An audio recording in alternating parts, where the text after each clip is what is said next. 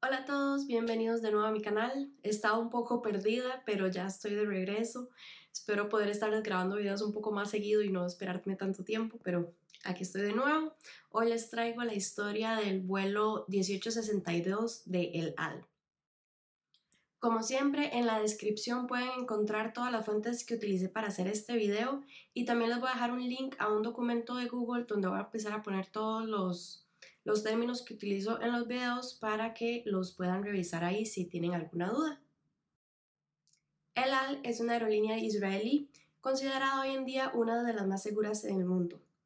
El vuelo 1862 era un vuelo de carga que iba del aeropuerto John F. Kennedy en New York al aeropuerto internacional Ben Gurion en Tel Aviv, con una parada en el aeropuerto Schiphol de Ámsterdam, donde realizan cambio de tripulación y procesamiento de carga. Era operado por un 747-200 carguero de matrícula 4 X-Ray Alpha X-Ray Golf. El vuelo estaba programado para salir a las 16:30 UTC el 4 de octubre de 1992. El avión fue revisado y preparado para el vuelo. No se encontró nada extraño y todo estaba en buen estado. Tenía un total de 72 toneladas métricas de combustible a bordo para su viaje hasta Tel Aviv. Llevaba 114.7 toneladas de carga, de las que 6.5 se consideraban materiales peligrosos. Todos los récords de mantenimiento y las inspecciones estaban realizadas y documentadas correctamente. En el vuelo iban 4 personas: el capitán, el copiloto, el ingeniero de vuelo y un pasajero que no iba pagando. Es probable que fuera un empleado de la compañía agarrando el ride de este vuelo, como se hace en muchas ocasiones. Los nombres de los tripulantes del avión no están publicados en el reporte. El capitán tenía 59 años, era israelí, tenía 28 años de trabajar para el AL, había volado 707, DC-3 y 747. Tenía más de 25.000 horas, de las que incluían 9.500 en el 747. Había sido capitán de 747 hacía 11 años y era instructor de la aerolínea. El primer oficial también era israelí, tenía 32 años y casi un año de trabajar para el AL. Había volado 707, ARAF 101, C12D y 747. Tenía 4.288 horas de vuelo y 612 en el 747. El ingeniero de vuelo tenía 61 años, tenía 37 años de trabajar para el AL. Había sido ingeniero de vuelo para 707 y 747. Tenía más de 26.000 horas de vuelo, de las cuales 15.000 eran en el 747. Fue instructor y supervisor de operaciones de vuelo. El vuelo despegó a las 17:21, siguiendo la salida Pampus. Todo iba completamente normal hasta las 17:27:30, cuando el vuelo estaba a unos 6.500 pies. Pasando sobre el lago Guimer, las alarmas se activaron indicando una falla del motor número 3, seguida de una falla en el motor número 4. Inmediatamente declaran emergencia y hacen un viraje para regresar al aeropuerto. Al mismo tiempo estaban botando combustible. En caso de emergencia después del despegue, es una práctica común que los aviones boten combustible para reducir su peso. Esto es porque todos los aviones tienen diferentes limitaciones con respecto al peso. Todo el rendimiento depende mucho de esto, y dos pesos importantes son el peso de despegue y el de aterrizaje, que no son iguales. Cuando un avión despega, obvio va a llevar más combustible. Después de varias horas de estar quemando varias toneladas, van a llegar más livianos a su destino.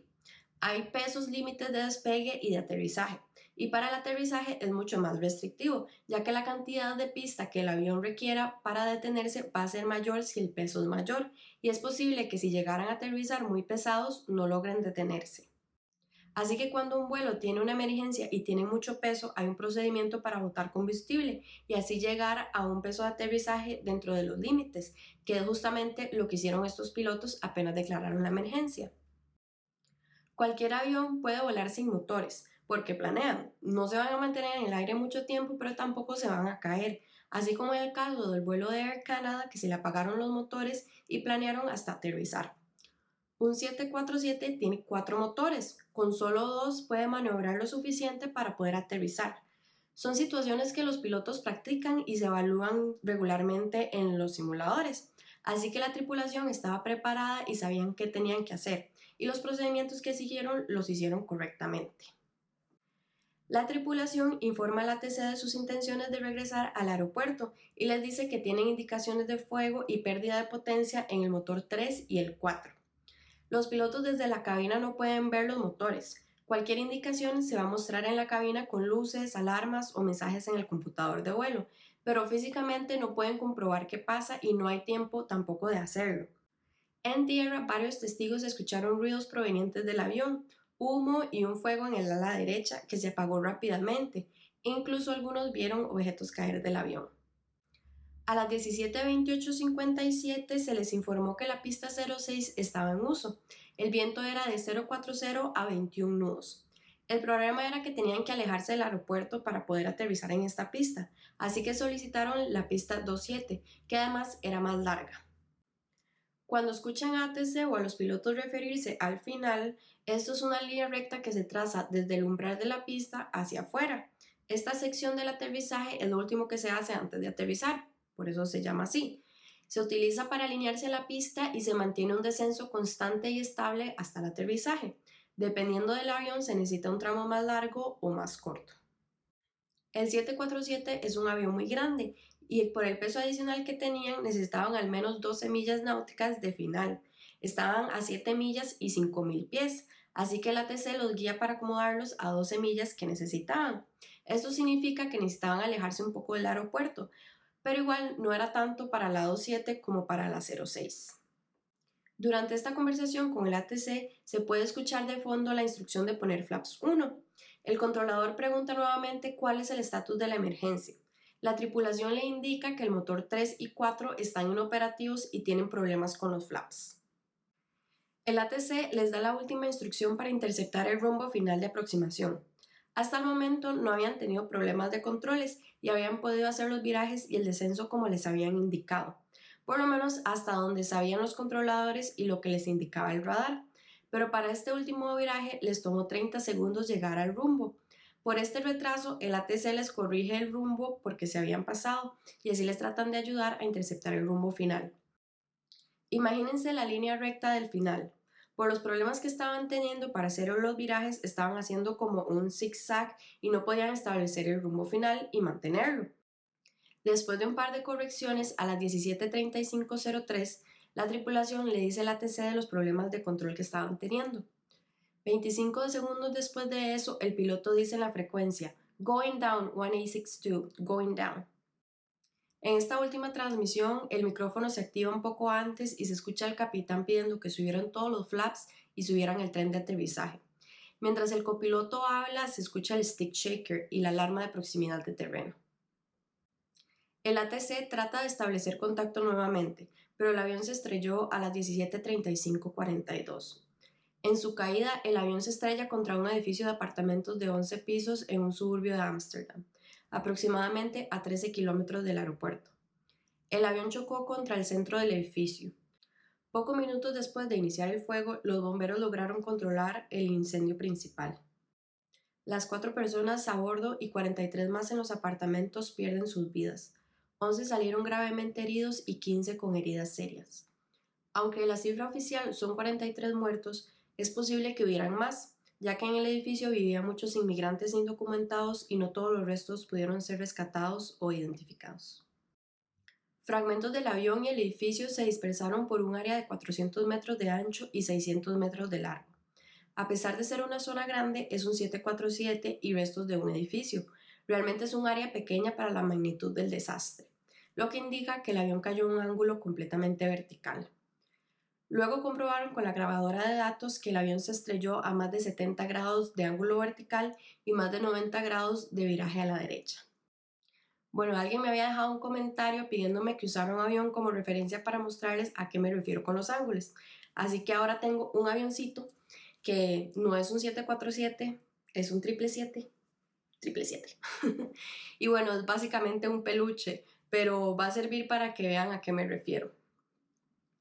Entonces, un ángulo vertical, que es así, de 70 grados hacia abajo sería más o menos, esto es 0, 45, 90, entonces 70 va a ser como así. Y un ángulo de 90 grados a la derecha se ve más o menos, a ver, esto es 45, 90. Entonces el avión más o menos se estrelló contra el edificio así. Cuando el avión se estrella tan verticalmente, los escombros van a quedar más en un área un poco más pequeña. Si el avión se estrellara en un ángulo un poco más así, los escombros se van a esparcir como en dirección a lo que el avión lleva.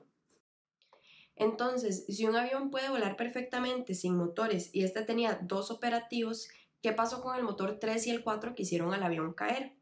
Si el avión pudo volar bien con solo dos motores durante 7 minutos, solo durante el último minuto perdieron el control del avión. ¿Qué pasó? Mientras los bomberos y los investigadores buscan las grabadoras de vuelo, unos pescadores en el lago de Wimer reportan haber visto algo caer desde el avión hasta el lago. Hacen una búsqueda de qué pudo haber sido y encuentran en el lago los dos motores del vuelo 1862. El motor 3 y el 4 se habían desprendido del avión en pleno vuelo. Los investigadores encuentran la grabadora de datos, pero a pesar de todos los esfuerzos, la grabadora de voz nunca fue encontrada. En el reporte incluso especulan que fue robada del lugar del accidente. La de datos estaba muy dañada, pero lograron recuperar todos los datos pertinentes al vuelo y los confirman con la información recolectada del ATC. Así arman un escenario de cuando se desprendieron los motores, qué pasó luego y cómo afectó el vuelo. También al poder recuperar los motores del lago pueden hacer análisis de posibles fallas en los motores, de incendio y de fatiga. El motor está dentro del nacelle que está pegado a un pylon. Este está sostenido en el ala por 3 pines. Los resultados muestran que uno de los 3 pines del pylon del motor 3 había fallado. Por la fuerza, los otros 2 también fallaron, resultando en el pylon desprendiéndose del avión junto al motor. La turbina siguió funcionando por un momento y con esa fuerza en su trayectoria pega contra el motor 4 y lo desprende. El motor 3 se había desprendido un poco más limpio, pero el motor 4 no. El golpe provocó una ruptura que causó daños al borde de ataque del ala, incluidos aproximadamente 2 metros del frente del ala. Los flaps del borde de ataque, que se llaman slats, parte de la estructura del ala y un ducto de aproximadamente 2 metros del sistema neumático. Así que gran parte del frente del ala entre el motor 3 y el 4 se desprendió del avión. Estas partes fueron encontradas muy cerca de los motores, lo que indica que todos se soltaron más o menos al mismo tiempo. El daño que había sufrido los motores fue externo, indicando que estaban funcionando perfectamente antes de desprenderse, lo que descarta una falla que hiciera vibrar al motor 3 lo suficiente para desprenderse por su cuenta. Así que la única razón que les quedaba para que los pines se hayan soltado era fatiga. Uno de estos pines, el del centro, fue encontrado entre los escombros del avión. Lo mandaron a analizar con laboratorios de metalurgia que confirmaron un desgaste en el pin. No hay forma de comprobarlo, pero teorizan que hacía 257 vuelos en la última inspección de estos pines, la ruptura pudo haber tenido 0.14 pulgadas de profundidad.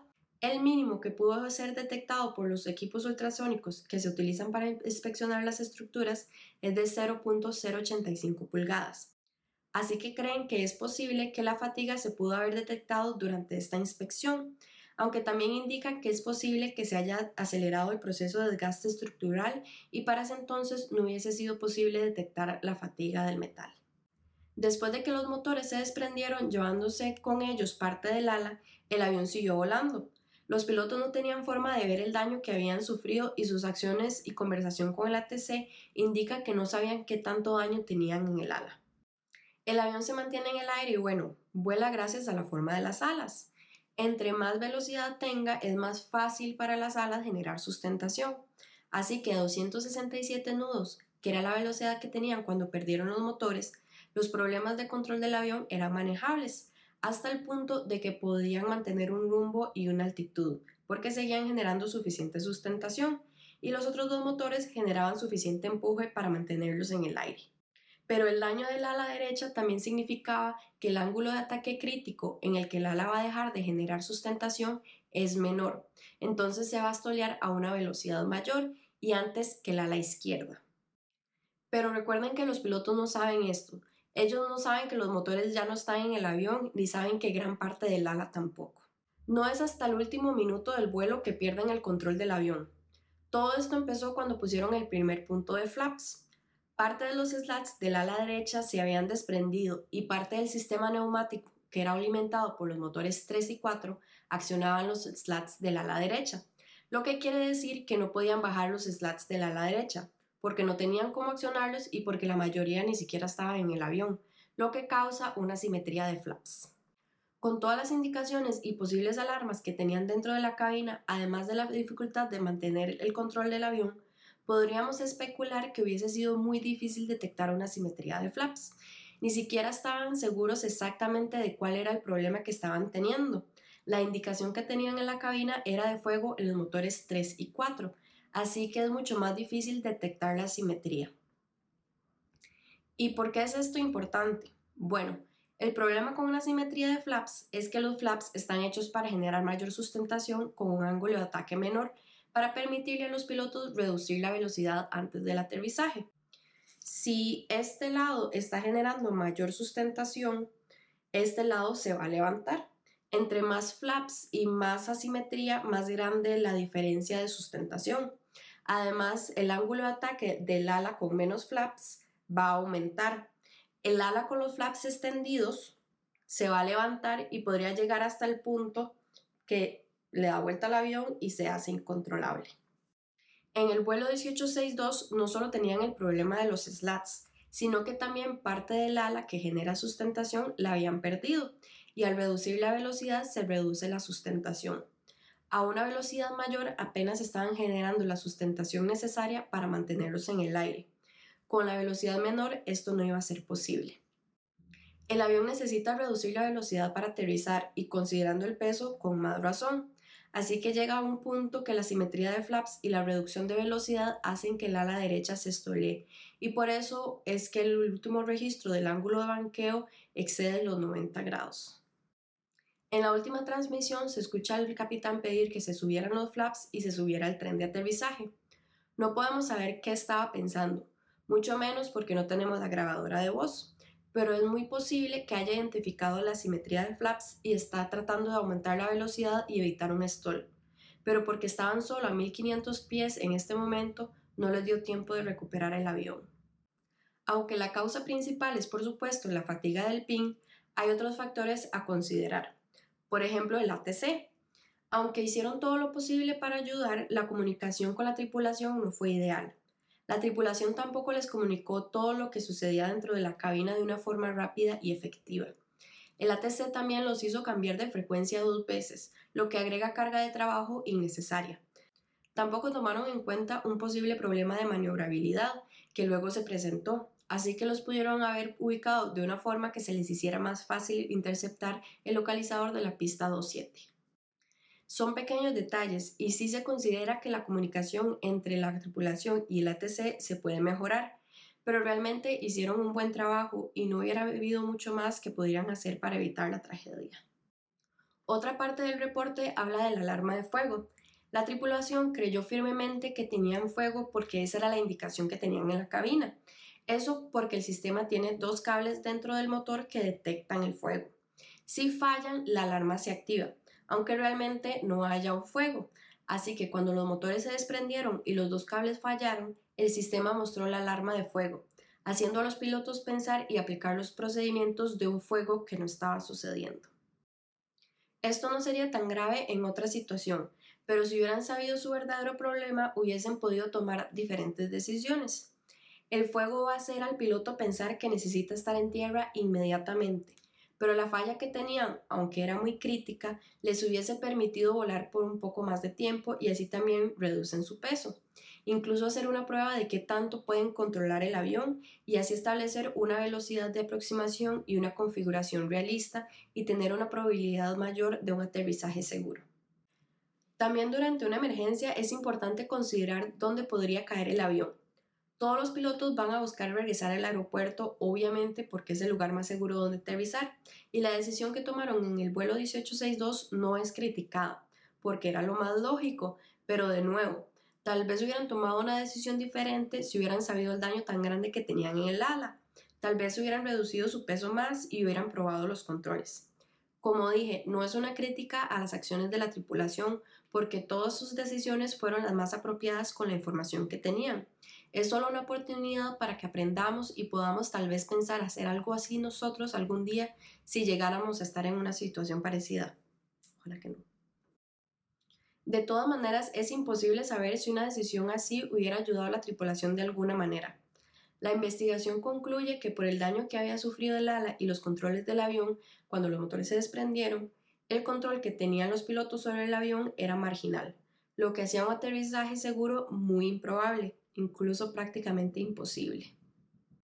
Entre las recomendaciones del reporte están rediseñar la estructura del pylon y cómo es sostenido por el ala, mejorar el entrenamiento de las tripulaciones cuando se vuela bajo condiciones asimétricas, reforzar el CRM durante múltiples fallas más allá de situaciones anormales, rediseñar el sistema de alarma de fuego para evitar alarmas falsas cuando un motor se desprende, mejorar la resistencia contra incendio de las grabadoras de datos y de voz.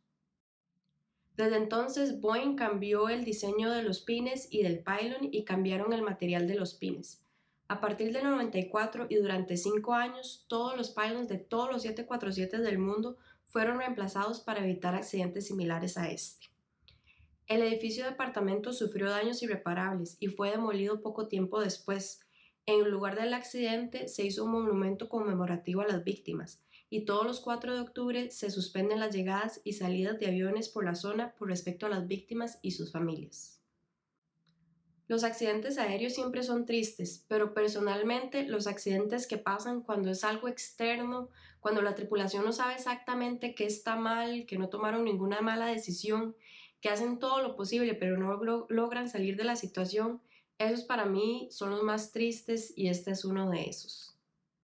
Gracias por ver este video y escuchar la historia del vuelo del AL 1862. Si les gusta mi serie de accidentes y este video, porfa denle like, compartan y suscríbanse a mi canal. Nos vemos en el próximo. Chao.